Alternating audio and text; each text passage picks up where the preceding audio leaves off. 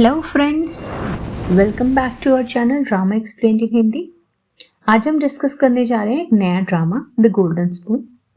इसका first episode तो start करते हैं। मेन कैरेक्टर ली स्योंग चॉन मन में सोच रहा होता है कि सभी लोग बराबर होते हैं, जैसे कि बुद्धा, मार्क्स, गांधी सभी ने कहा है और हमारा संविधान भी यही कहता है।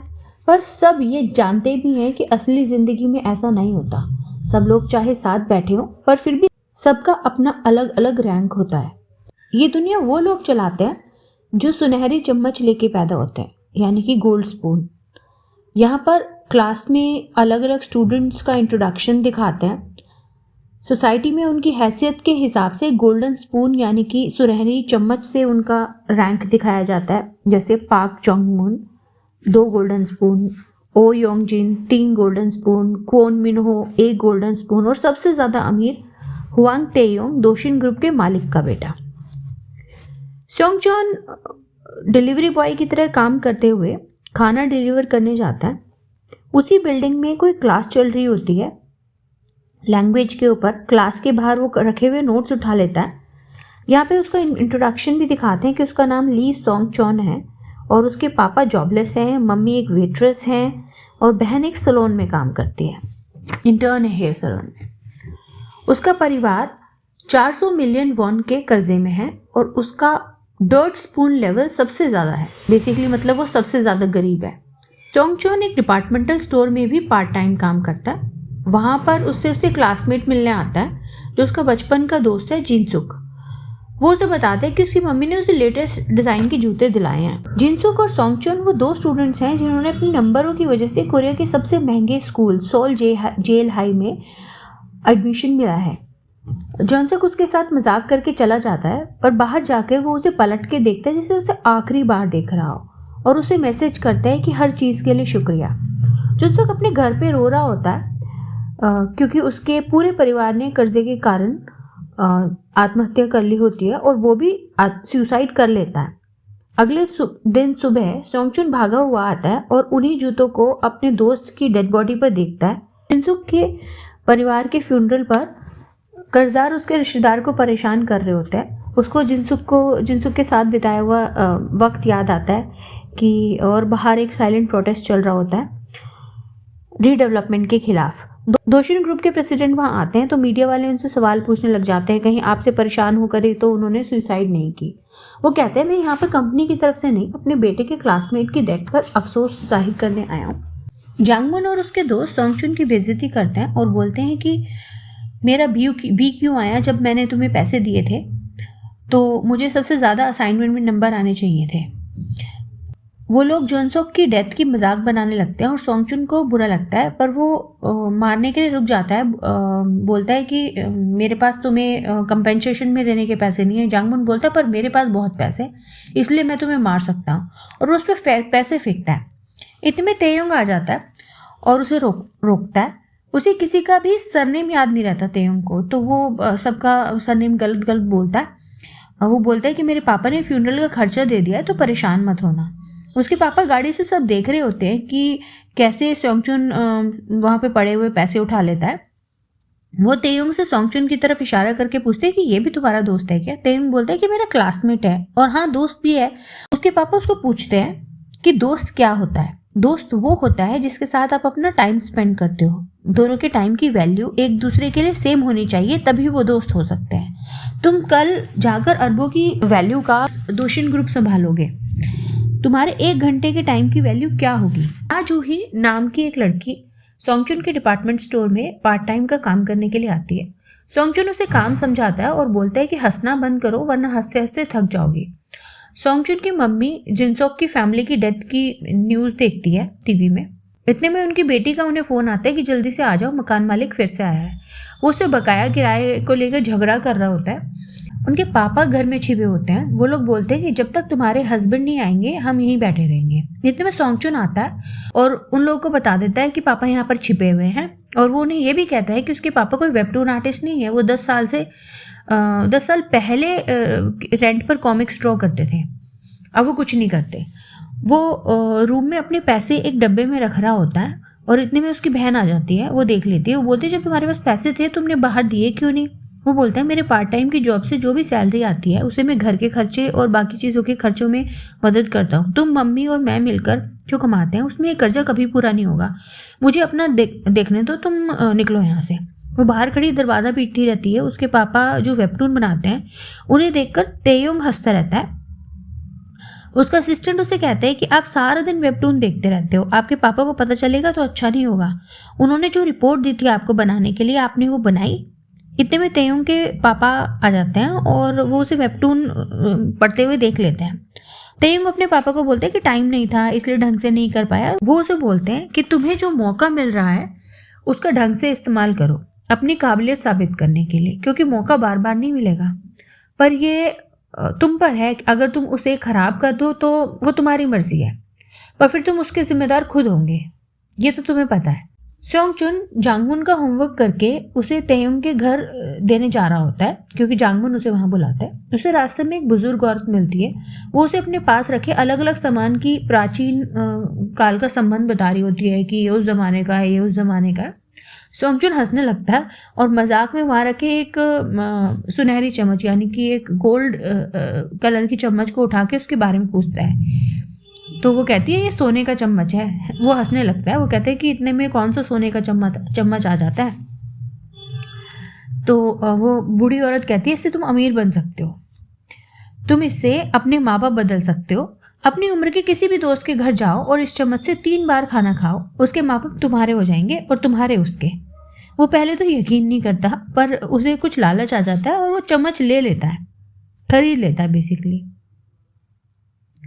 तेयुंग के घर पे उसकी सौतेली माँ उसके दोस्तों के सामने पियानो बजा रही होती है।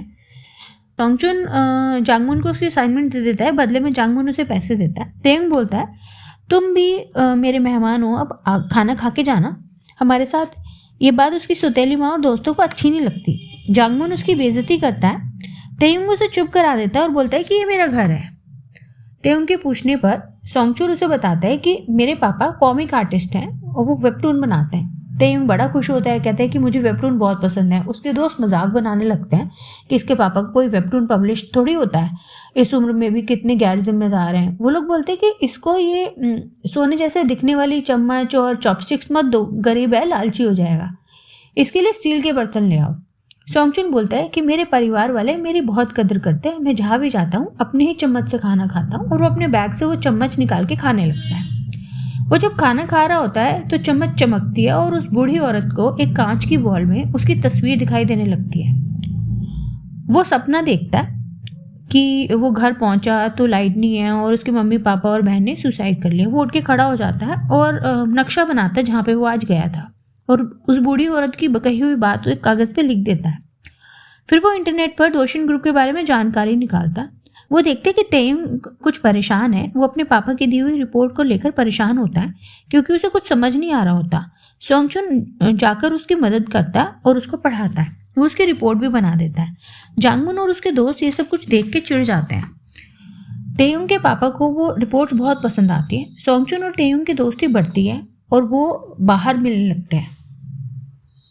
सोंगचुन तेयुंग की रिपोर्ट्स बनाता है और तेयुंग उसे पैसे देता है। तेयुंग के दोस्त योजिन उसे बोलती है कि गरीब लोग अमीरों की अच्छाई का गलत मतलब निकालते हैं।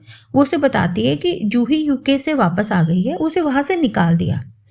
डिपार्टमेंटल स्टोर में सोंगचुन की कलीग जूही उसकी जेल हाई स्कूल की किताब देखकर पूछती है इस स्कूल में तो सिर्फ टॉपर बच्चे ही पढ़ते हैं। वो कहता है टॉपर और पैसे वाले दोनों। वो उसे बताती है कि मुझे तो स्कूल से निकाल दिया था। उसे बैकग्राउंड में वही सब याद आता है, स्कूल से निकालने का सीन। यहाँ ये वही जूही होती है जिसके बारे में तेयुंग बात कर रहा होता है। सोंगचुन कहता है कि तुम्हें कम से कम हाई स्कूल तो पूरा कर ही लेना चाहिए, वरना ये देश में सरवाइव करना मुश्किल हो जाता है। इतने में स्टोर का मालिक आ जाता है और बताता है तुम्हारा दोस्त आया है बाहर। जूही झाँक कर देखती है कि तेयुंग आया है। वो सोंगचुन को एक एनवलप देता है और बोलता है कि ये तुम्हारे दोस्त की तरफ से तोहफा है। मुझे नहीं पता था तुम्हें क्या पसंद है, इसलिए मैं ये दे रहा हूँ, तुम कुछ ले लेना। तुम्हारी वजह से मेरे पापा ने पहली बार मेरी तारीफ की। वो मना करता है पर तेयुंग ज़बरदस्ती उसकी जेब पे रख देता है। वो कहता है कि मुझे असली और नकली में फ़र्क पता है। तुम अच्छे इंसान हो और मेरे सच्चे दोस्त हो। गाड़ी में तेयंग का ड्राइवर उसे आगे का स्केड्यूल बता रहा होता है। वो कहता है कि मुझे सोंगचुन से जलन होती है, वो अपनी मर्जी से जी सकता है, उसकी तो माँ भी है। उसे अपनी माँ की याद आती है। वो घर जाके अपनी माँ की फ़ोटो देखता है। काम के बाद जूही को भूख लगी होती है तो सोंगचुन उसे खाना खिलाने ले जाता है। उसके पापा का फ़ोन आता है, वो काट देती है। वो पूछती है कि आज जो लड़का तुमसे मिलने आया था वो तुम्हारा दोस्त है क्या? सोंगचुन मना कर देता है और बोलता है कि मैं और वो दोस्त कैसे हो सकता है, वो तो दोशिन ग्रुप के प्रेसिडेंट का बेटा है। जूही कहती है कि पर तुम उससे ज़्यादा बेहतर इंसान हो। जूही कहती है कि पर तुम उससे ज़्यादा बेहतर इंसान हो, अपना खर्चा खुद उठाते हो, पर थोड़ा हंसा करो जीवन में। वो पूछती है कि तुम लाइफ में करना क्या चाहते हो? सोंगचुन कहता है मैं अमीर बनना चाहता हूँ ताकि अपने माँ बाप को एक घर दिला सकूँ और इस दुनिया में जी सकूँ। उसे अपने दोस्त की मौत की याद आती है। अगले दिन स्कूल में ईगल क्लास की लिस्ट लगी होती है और उसमें जांगमुन को छोड़ के सबका नाम होता है। जांगमुन गुस्से में सोंगचुन को मानने लगता है कि तुमने मुझसे इतने पैसे लिए, फिर मैं फेल कैसे हो गया? सोंगचुन कहता है तुमने जवाब सही मार्क नहीं किए थे। जांगमुन उसे बोलता है तुम हट जाओ क्लास से, तो एक सीट खाली हो जाएगी, मैं आ जाऊंगा। सोंगचुन मना कर देता है कि तुम्हारे माँ बाप अमीर हैं, पर मेरे तो ये आखिरी मौका है सोल नेशनल यूनिवर्सिटी में एडमिशन का। जांगमुन बोलता है कि तुम तेयुंग के साथ उठने बैठने लगे हो तो तुम्हारा दिमाग खराब हो गया, एक गंदी चम्मच हो, सारी जिंदगी वही रहोगे। वो उसे मारता है और उस पर थूक कर चला जाता है। सोंगचुन को गुस्सा आता है, उसे वो चम्मच दोबारा दिखाई देती है। वो तेयुंग के घर जाता है, वो रिपोर्ट देने के बहाने, और बोलता है कि मुझे भूख लगी है, क्या मैं रामेयन खा सकता हूँ? वो लोग खाने बैठ ही रहे होते हैं कि तेयुंग के पापा आ जाते हैं। वो पूछते हैं कौन है ये, क्या चल रहा है यहाँ पे? तेयुंग की मम्मी उसे बताती है कि तेयुंग का दोस्त आया है, उसे भूख लगी थी तो बस खाना खा रहे थे। वो तेयुंग से बोलते हैं मैंने तुम्हें बताया था ना कि दोस्त कौन होता है। वो उसे इशारा करते हैं। तेयुंग सोंगचुन को लेकर चले जाता है वहाँ से और बोलता है माफ़ करना पर आज तुम घर जाओ, मैं तुम्हें मैसेज करूँगा। वो वापस आता है और देखता है कि काम वाली खाना वापस लेके जा रही है। वो उसे रोक कर अपनी चम्मच से खाना खाने लगता है। इतने में तेयुंग के पापा मम्मी दोनों आ जाते हैं और वो चौंक जाते हैं और बोलते हैं लगता है तुम्हें बहुत भूख लगी थी। वो जाने लगता है अपनी चम्मच भूलकर। तेयुंग की मम्मी उसे वापस करती है और बोलती है वैसे तो तुम यहाँ अब आओगे नहीं, पर मैं दोबारा इसे देखना नहीं चाहती। वो चला जाता है। मिस्टर हुआंग पूछते हैं क्या ये पहली बार यहाँ आया था? वो बोलती है दूसरी बार। और कितना अजीब है। इतने में उन्हें जांगमुन का फ़ोन आता है और वो उसे तेयुंग के बारे में कुछ बताता है। वापस जाते वक्त सोंगचुन को लगता है कि ये मैंने आज क्या किया, मैं पागल हो गया हूँ क्या? वो चम्मच को कूड़े में फेंक देता है। तेयुंग के पापा उसकी रिपोर्ट्स पढ़ रहे होते हैं और वो उससे कुछ सवाल पूछते हैं जिसका तेयुंग गलत जवाब देता है। वो बोलते हैं कि ये सारे रिपोर्ट सोंगचुन ने बनाए हैं ना। वो माफ़ी मांगने लगता है कि पापा मुझे आपकी तारीफ चाहिए थी इसलिए मैंने ऐसा किया। उसके पापा बोलते हैं ठीक है, फिर पकड़े तो नहीं जाते? वो बोलते हैं कि इसकी सज़ा तो तुम्हें मिलेगी, तुम्हें यूएस वापस भेज देते हैं। डर जाता है, उसे कुछ याद आता है और वो बोलता है कि पापा मैं कुछ भी करूँगा, बस मुझे यूएस वापस मत भेजना। उसके पापा बोलते हैं ठीक है, फिर सोंगचुन को तुम खुद ही संभाल लो। उधर क्लास में सब डिस्कस कर रहे होते हैं कि हमारी नई क्लासमेट यूएस टीवी के हेड की बेटी है ना जूही, इसे यूके में स्कूल से निकाला था। योजिन उसे आकर मिलती है। जूही उसे देखकर बहुत खुश होती है कि हम क्लासमेट्स हैं, अच्छा है।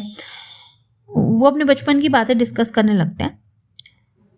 इतने में वो सोंगचुन के बारे में पूछती है। योजिन बताती है कि उसे तो स्कूल से निकाल देंगे, सुना है उसने कोई बड़ी गलती की है।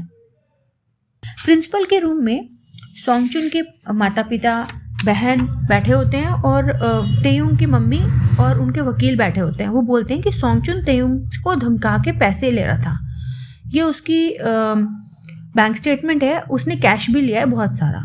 सोंगचुन की माँ बोलती है कि मेरा बेटा ऐसा नहीं है। सोंगचुन कहते हैं कि ये झूठ है। तेयुंग कहता है कि तेयुंग से बोलता है कि तुम बताओ, तुम्हें तो सब पता है, मैंने तुम्हें नहीं धमकाया। तेयुंग बोलता है कि तुमने मुझसे अपनी फीस के लिए धमकाया है, जब भी हम अकेले होते हैं तुम मुझे धमकाते हो, मुझे तुमसे डर लगता है, ये मुझे मार देगा, मुझे यहाँ से जाना है।